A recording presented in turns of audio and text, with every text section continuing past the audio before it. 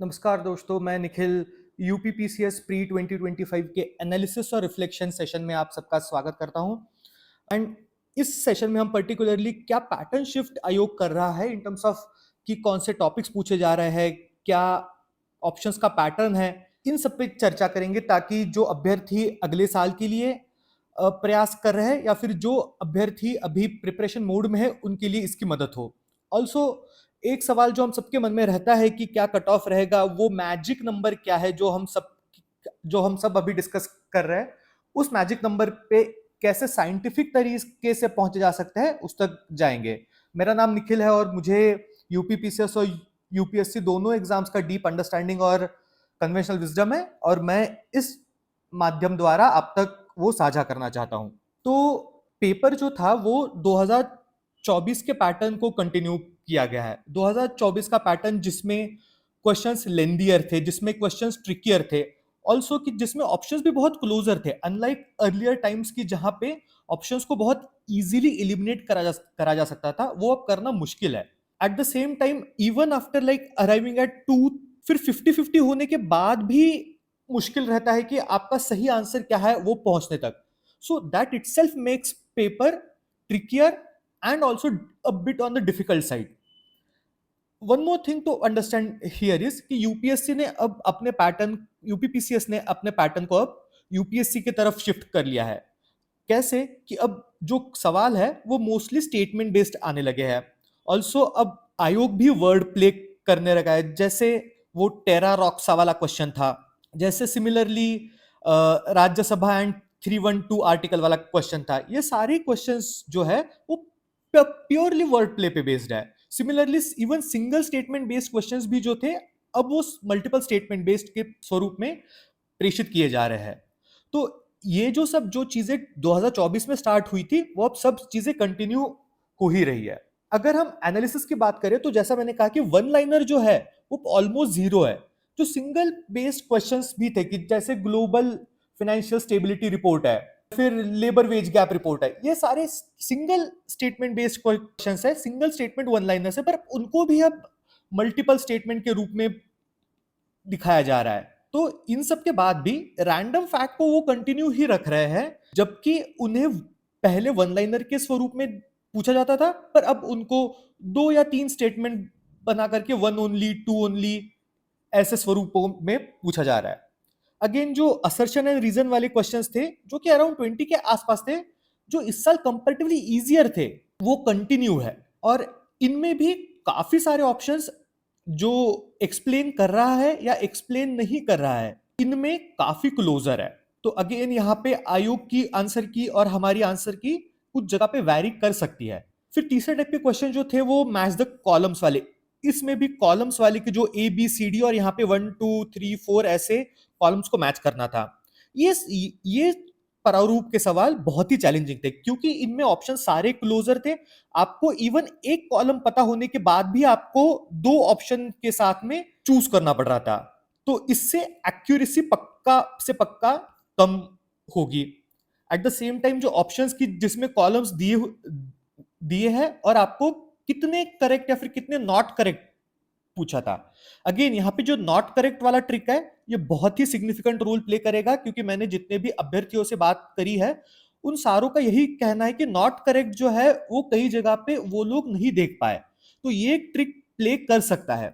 ये भी कुछ 20, ये दोनों मिला करके लगभग लगभग 40 के आसपास सवाल थे। तो इनमें से मैं कहूंगा कि ये कुछ सवाल इसमें से बिल्कुल किए जा सकते थे, पर कुछ सवाल काफी चैलेंजिंग थे और इसमें निगेटिव होने के चांसेस बढ़ जाते हैं। इसी के साथ में जो क्रोनोलॉजी वाले क्वेश्चंस थे उनमें कुछ कुछ ऑप्शंस तो इतने क्लोज थे कि हमें भी खुद जब आंसर की बनाते टाइम बार बार मल्टीपल सोर्सेस को रेफर करना पड़ रहा था। जैसे अलाउद्दीन खलजी के कॉन्क्वेस्ट वाला क्वेश्चन था, वो क्वेश्चन वाकई में बहुत ही ट्रिकी और बहुत मुश्किल सवाल है, क्योंकि आपको ये फैक्ट पता होना चाहिए कि जैसलमेर में सबसे पहले जौहर हुआ था, तभी आप वो आंसर पे अराइव कर पाओगे।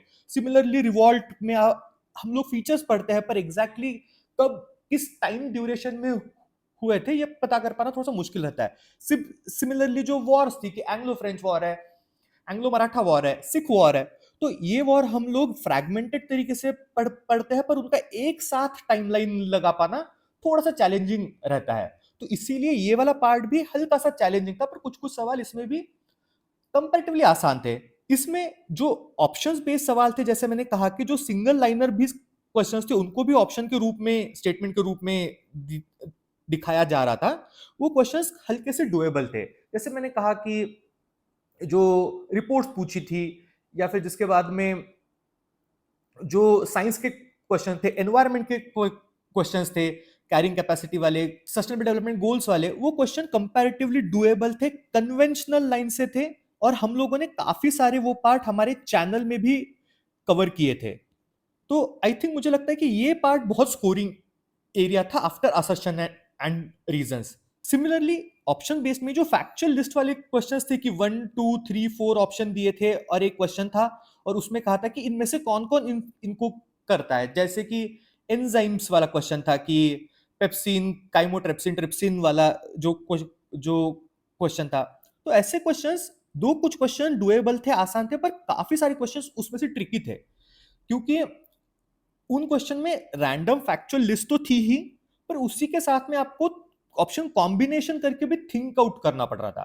तो ये थिंक आउट बहुत शॉर्ट टाइम में करने से पेपर बहुत लेंदी बनता है। अगर सब्जेक्ट वाइज एनालिसिस देखे तो लेंदी पेपर तो था ही, क्योंकि वन लाइनर क्वेश्चन जो थे उनको अब लिस्ट फॉर्म में दिया था, but at the same time जो ट्रेडिशनल डुएबल एरियाज थे, जैसे कि पॉलिटी था, यूपी स्पेसिफिक एरियाज थे, तो इनमें स्कोर करना स्लाइटली चैलेंजिंग था, क्योंकि ट्रिकी क्वेश्चन थे, डिफिकल्ट क्वेश्चन थे, फैक्चुअल क्वेश्चन थे, जैसे कि स्पीकर्स का ऑर्डर देखना, जैसे कि मैंने कहा कि स्टेटमेंट के साथ में वर्ड प्ले था, फिर उसके बाद में सर्टेन फैक्चुअल डिटेल्स की जिनको एक्चुअल में at the time of paper आपको याद करके वहां पे थिंक करके मार्क करना थोड़ा सा डिफिकल्ट रहता है।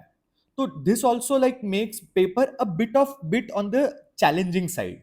पर जो ज्योग्राफी एंड एनवायरमेंट, जो पहले भी हाई स्कोरिंग एरियाज होते थे और वो अभी भी हाई स्कोरिंग एरियाज है, वो कंटिन्यू है। मुझे लगता है कि ज्योग्राफी जो है वो इस बारी का मेजर किंग मेकर है, क्योंकि काफी मैप बेस्ड क्वेश्चंस भी डुएबल थे, एंड जो थियरी बेस्ड क्वेश्चंस थे अराउंड हिमालयाज, अराउंड रिवर्स, वो क्वेश्चंस काफी करने वाले थे। And I am sure like those who have been following our channel regularly, they must have done it. And one surprising thing with this paper is, which continued from 2024, is departure from undoable and unconventional areas from modern and ancient history. तो अब इसके question दो थोड़े से tricky आते हैं, पर अब वो डुएबल आते हैं, तो ये एक एस्पिरेंट्स के लिए भी अच्छी बात है, and it should be taken as a landmark कि आप कैसे प्रिपेयर करना है। एंड एक चीज जो मुझे हल्की सी सरप्राइजिंग लगी, जो कि 2024 में भी ट्रेंड देखा था, कि करंट जो है वो अक्रॉस टाइम स्प्रेड किया गया है। Like there were questions from 2022 news, 2023 news, जो कि कन्वेंशनली हम कन्वेंशनल मैगजीन्स है, लाइक आई दृष्टि है, या फिर जो करंट अफेयर मैगजीन्स रहती है, उनको अभी हम कवर नहीं करते, और एस्पिरेंट्स ऑल्सो कि अभी उनको रिवाइज नहीं करते हैं। तो इससे ये जो क्वेश्चन है वो रैंडम फैक्ट बेस्ड क्वेश्चन बन जाते हैं, और मुझे लगता है कि आयोग इन क्वेश्चंस को अभी रिसाइकल्ड क्वेश्चन के रूप में डाल रहा है, और उनके पास में जो क्वेश्चन बैंक बना है उनमें से ही ये क्वेश्चन अब वापस से उठ के आ रहे हैं।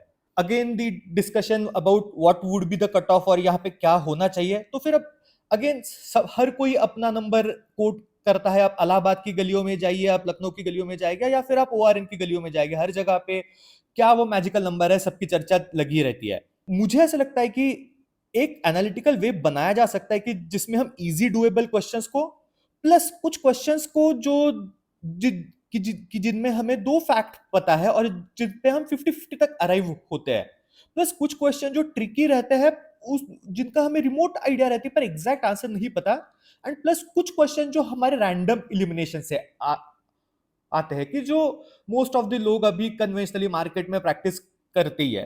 तो इन सब का सबमिशन करके, and the number of questions which I have discussed, the breakup I have given above, मुझे लगता है कि 81 प्लस माइनस 2 एक बहुत ही प्रोबेबल नंबर है, and this anyone scoring above 75 should start for mains, क्योंकि आयोग का जो आंसर की है वो आयोग का आंसर की बहुत वैरी करता है, और उसमें से भी अभी कुछ क्वेश्चंस ऐड भी होंगे, डिलीट भी होंगे, कुछ कुछ क्वेश्चंस पे एम्बिग्यूटीज भी है, तो इसमें बहुत ज्यादा चांस है कि आपका स्कोर कुछ 4-5 नेट क्वेश्चन से प्लस या फिर माइनस हो। तो मुझे मेरी सभी अभ्यर्थियों से ये अनुरोध है कि आप कुछ 2-3 दिन का अवकाश लेकर के फिर आप तुरंत ही मेंस की प्रिपरेशन पे लग जाइए। तब तक के लिए मेरा सभी के लिए ऑल द बेस्ट रहेगा, एंड मैं आशा करता हूं कि आप में से हर एक कोई मेंस लिखे।